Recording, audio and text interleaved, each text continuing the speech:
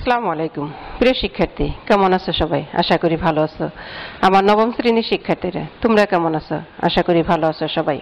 প্রিয় শিক্ষার্থী, তোমরা কিন্তু পড়াশোনায় মনোযোগী থাকবে, কারণ নবম শ্রেণীর তোমাদের যে সিলেবাস, নবম শ্রেণীর সিলেবাস যদি নবম শ্রেণীতে শেষ করতে না পারো, টেনে গিয়ে তোমরা অনেক বিপদে পড়বে।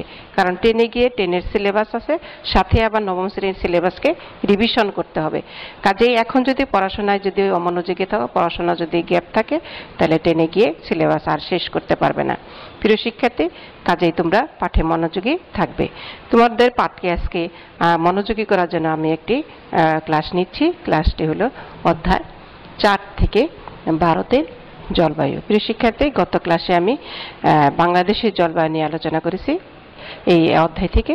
আজকে আবার এই অধ্যায় 4 থেকে ভারতের জলবায়ু নিয়ে আলোচনা করছি। প্রিয় শিক্ষার্থী, এসো সবাই আমার সাথে পাঠে অংশগ্রহণ করো।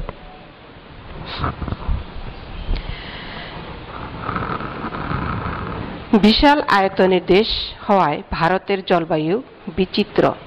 প্রিয় শিক্ষার্থী, আমরা জানি ভারত একটা বিশাল দেশ। বাংলাদেশের মতো 30টা প্রদেশ নিয়ে ভারত, 28 থেকে 30টা প্রদেশ নিয়ে ভারত গঠিত। এই কারণে বিশাল একটা দেশ হলো ভারত।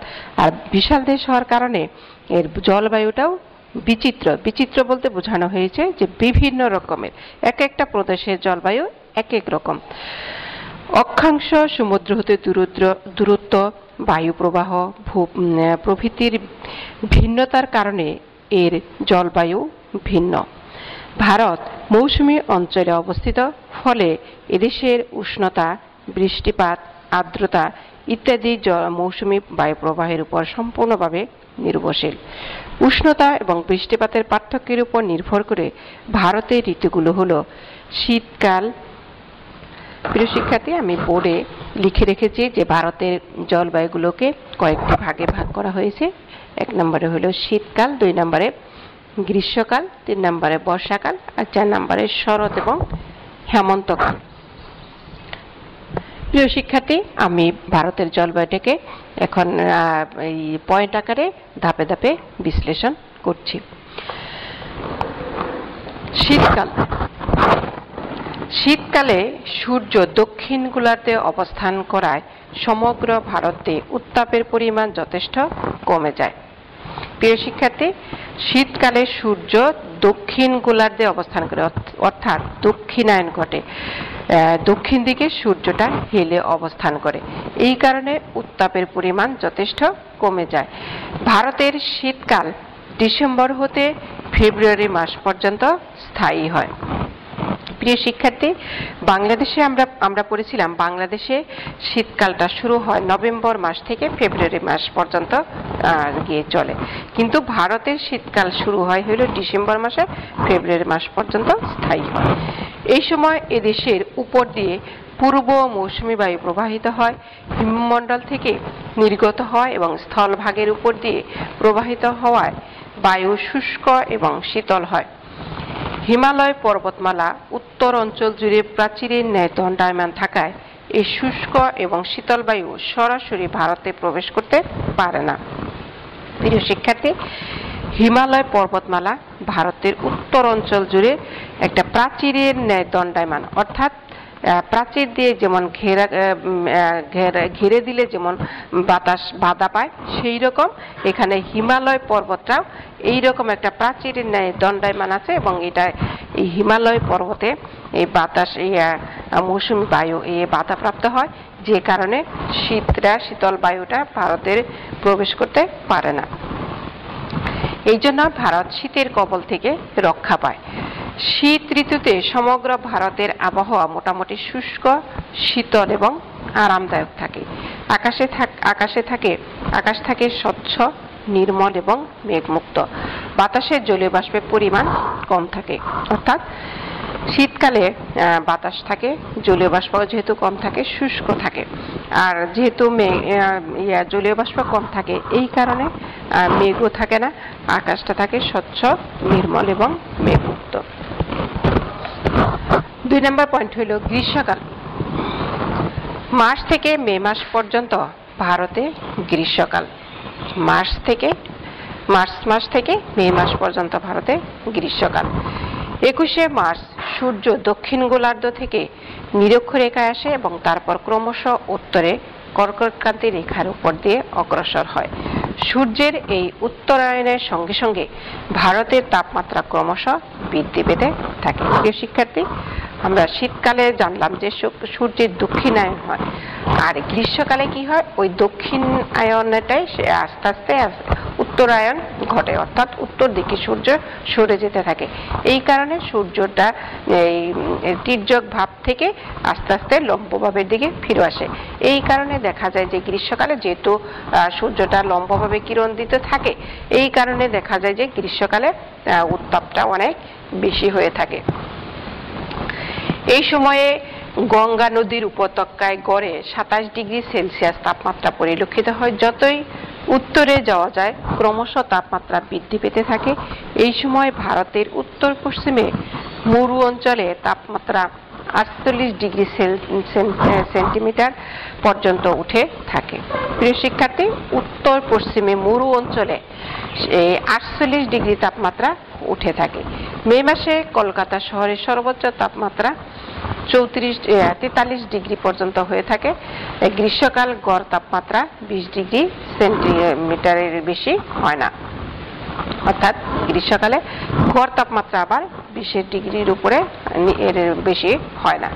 প্রিয় শিক্ষার্থী, 3 নম্বর পয়েন্ট হলো বর্ষাকাল। জুন থেকে সেপ্টেম্বর মাস পর্যন্ত ভারতে বর্ষাকাল থাকে।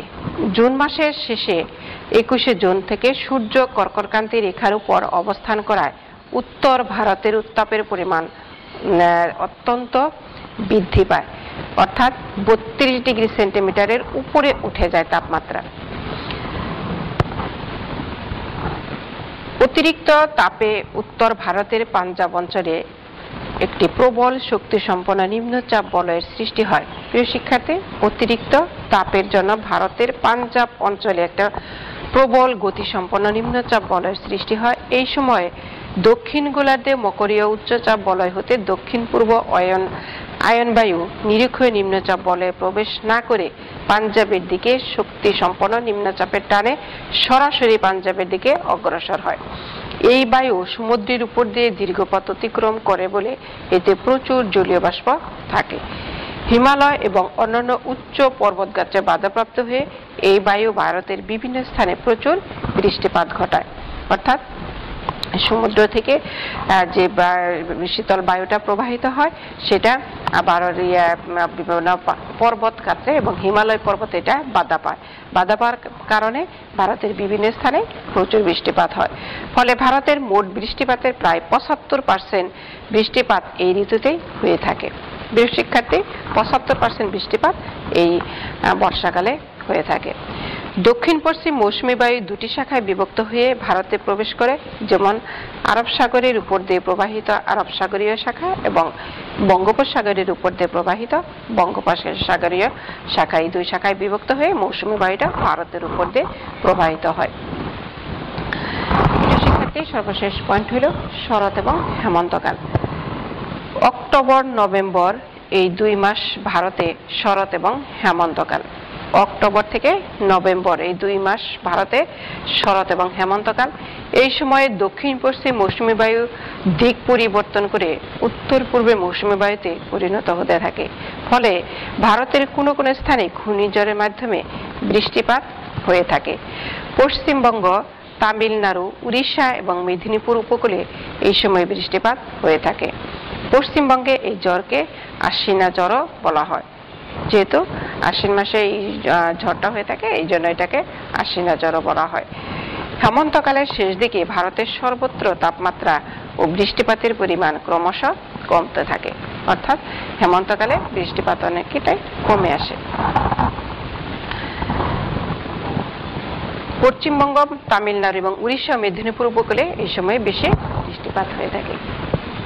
প্রিয় শিক্ষার্থী, ভারতের জলবায়ুকে 4টা ধাপে ভাগ করে বিশ্লেষণ করা হলো। 1 নম্বর ছিল শীতকাল, গ্রীষ্মকাল, বর্ষাকাল এবং শরৎকাল।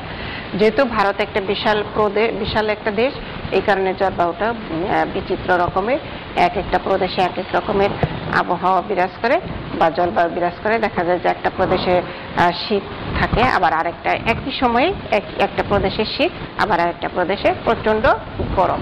এইরকম বৈচিত্র্যপূর্ণ জলবায়ু ভারতে বিরাজ করতেছে। তাহলে শীতকাল, গ্রীষ্মকাল, বর্ষাকাল এবং শরৎ হেমন্তকালে যদিও এইখানে এই ঋতু অনুযায়ী এখানে জলবায়ুটাকে বিশ্লেষণ করা হয়েছে, কিন্তু দেখা যায় যে ভারতে যেতে পাশেই আছে হইল হিমালয় পর্বত।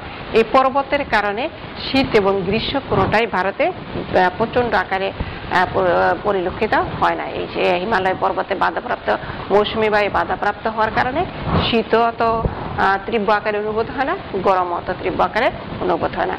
মোটামুটি ভারতের জলবায়ুটা নাতিশীতোষ্ণ আকারে থাকে, তবে কিছু কিছু প্রদেশে চরম বা পাপন জলবায়ু দেখা যায়।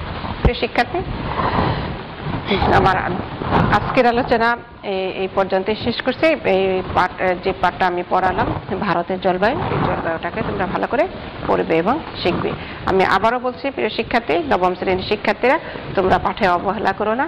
নবম শ্রেণীর সিলেবাস যদি নবম শ্রেণীতে শেষ না করো, তোমরা টেনে গিয়ে একেবারে অকুল পাথারে ভাসবে, অর্থাৎ তোমরা টেনে গিয়ে কোনো মতেই সিলেবাস শেষ করতে পারবে না। বাসায় থেকো, নিরাপদে থাকো এবং পড়াশোনায় মনোযোগী থাকো। আল্লাহ হাফেজ।